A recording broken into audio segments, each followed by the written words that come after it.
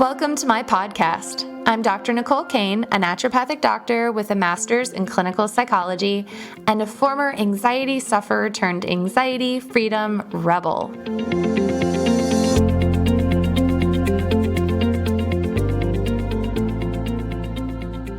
Hi there, this is Dr. Nicole, and today I want to talk with you about toxic positivity, the dark side of the positivity movement. I believe in the power of positivity.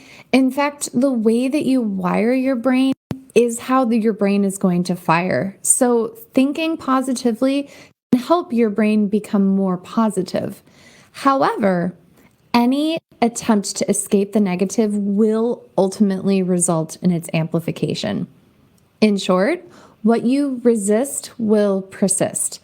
And that requires we understand what symptoms are. Today is all about toxic positivity. And if you're tired of people telling you to manifest your joy, to just look at the bright side, or if you've fallen victim to the positive psychology movement that tells you to ignore your anxiety, to ignore your depression, and to suppress your negative thoughts, and that has caused you to feel more anxious, depressed, and negative, then today's message is for you. First, I want to talk about what toxic positivity is and what it is not. Toxic positivity is a strategy that we use to suppress or cover up or otherwise silence valid human emotions.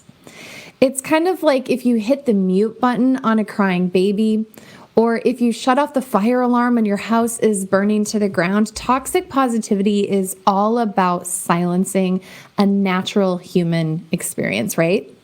Humans are designed to feel, and that's the whole spectrum of emotion. We're designed to feel anger and terror and sadness and joy. And in fact, we see that as fetuses in the womb, that you were designed from the beginning to have emotional experiences. As your neurological system formed, your emotional experiences began to form as well. And so what toxic positivity is it's a mute button. And what it isn't is it's not a sustainable solution. So let's pause for just a second, and I want to have you do a self-assessment. I want you to ask yourself, do I struggle with toxic positivity? Or am I receiving messages about toxic positivity from my environment? And I actually have a list of 10 indicators that this may be something that you're dealing with. So let's go through them together. One is that you feel like you're hiding or masking or bypassing your true feelings. Number two is that you don't feel like you have permission to feel your negative feelings, either permission from yourself or people around you who may just be uncomfortable with you having an anxiety or depression or anger or any sort of what we are labeling as negative emotion, right? If you identify as a stuffer or suppressor of your emotions, I have a lot of people talk with me about that in my office, or they say, yep, I'm the master of suppression. I stuff it in a corner and I just ignore it until I can't ignore it anymore. Or do you feel like you've spent a whole bunch of your time just trying to force yourself to be positive?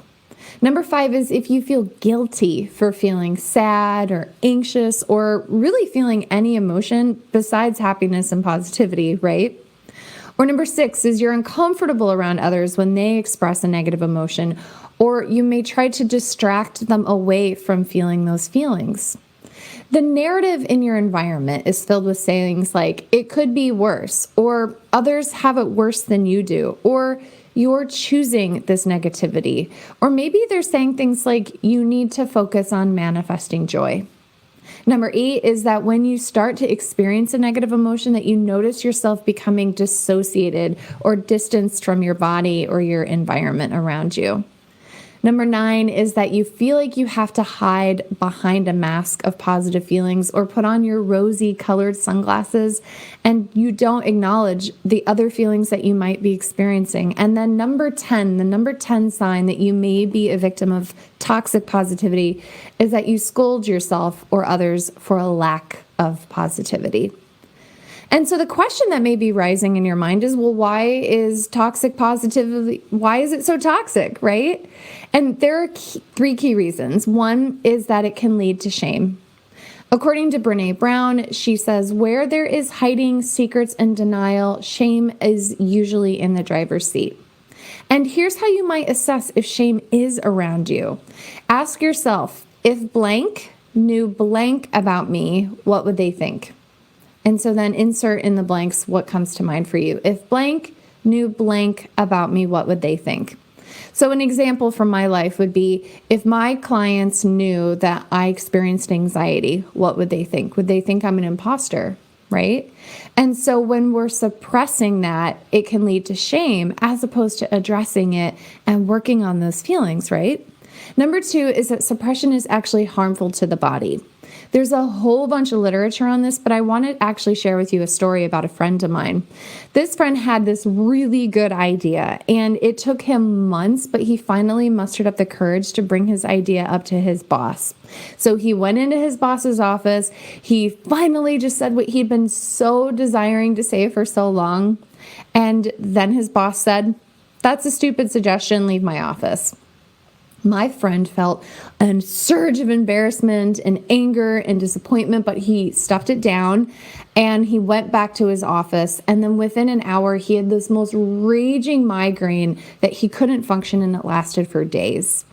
And so just like my friend's emotions are valid, so are yours. And while exploding all over his boss might not have been the solution to his suffering, stuffing his anger or maybe trying to be positive wasn't the solution either, right? And then the third is that what we deny will amplify.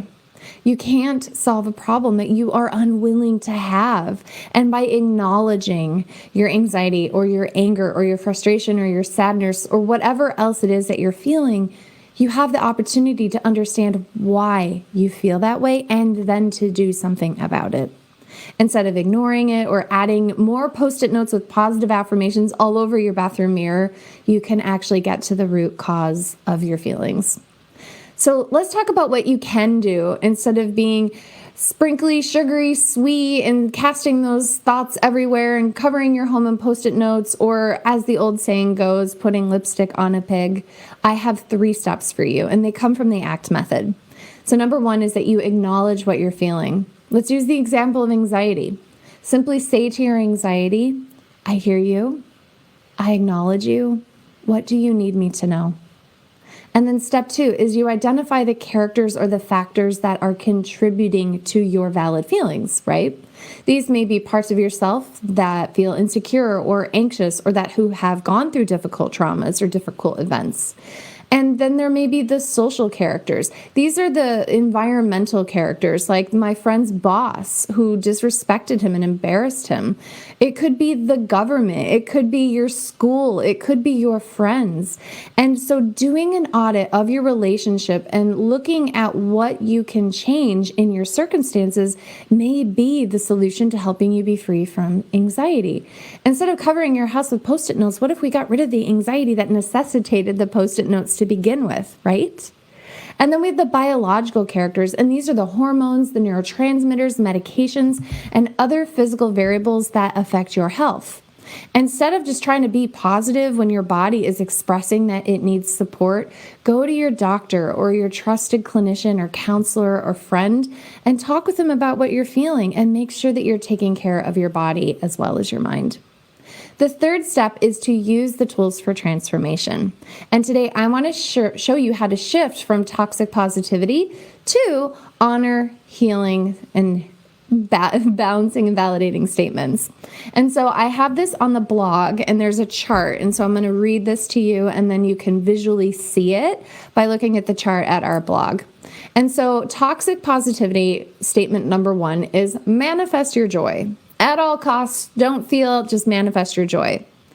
An honoring and healing statement would be, I accept how I feel, and I'm working towards feeling more joy.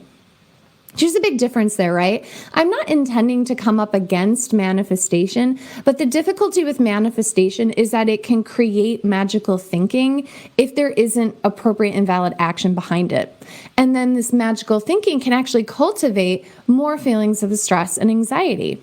So if I think, oh my gosh, what if I have X illness, sometimes that worry or that thought or that feeling can actually make us more anxious to begin with. And so instead of trying to change the way that you're thinking, you actually focus on acceptance of how you feel and setting a goal, right?